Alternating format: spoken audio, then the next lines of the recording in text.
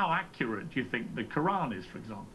Well, I think the Quran has a number of problematic historical issues, the chief of which is that Surah 4:157 denies the historical crucifixion of Jesus.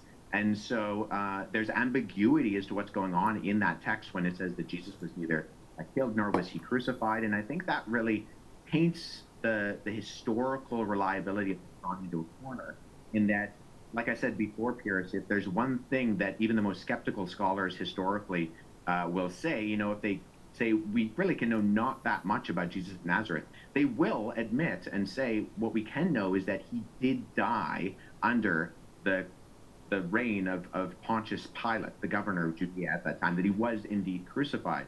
So Wes is about to launch into the Islamic dilemma, but I do want to point out what he's doing here. Okay, he's doing something very crucial. Surah 4:157 directly contradicts what virtually every serious historical scholar, Christian or not, acknowledges, that Jesus was crucified under Pontius Pilate.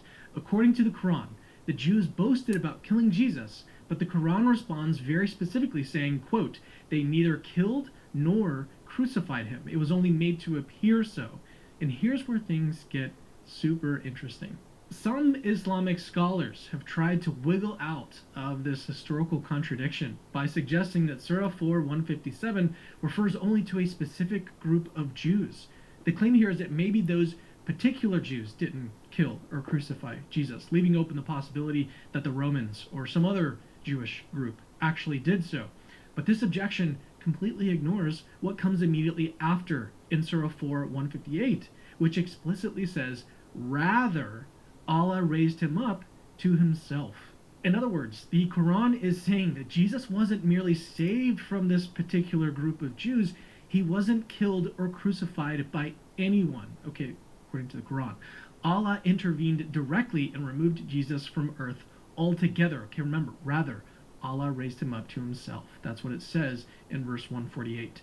Classical Islamic commentators like Ibn Kathir make it clear the text means Jesus never faced death or crucifixion at all.